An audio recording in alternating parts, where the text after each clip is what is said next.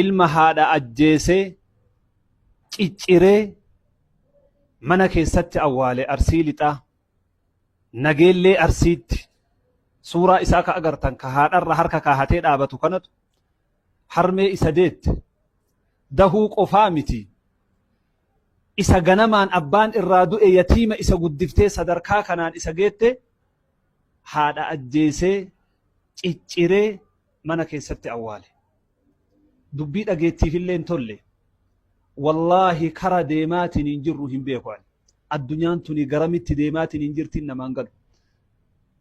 Namni Rabbi Qur'aana keessatti ufitti aansee tola itti oolaa jedhe haadha abbaadha. Haadha abbaa keessaa ammootuu haadha. Umri makeenna keessatti ilma haadha ajjeesee cicciree mana keessatti awwaalullee dhageenye.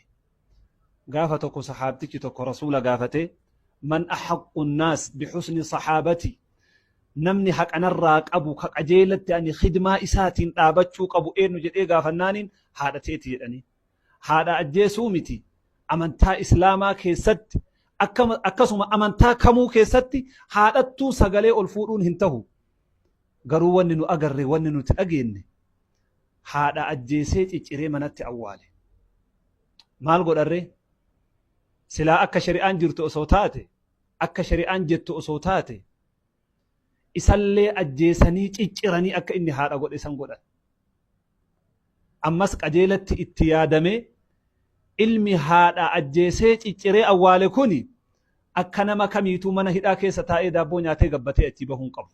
السلام عليكم ورحمة الله.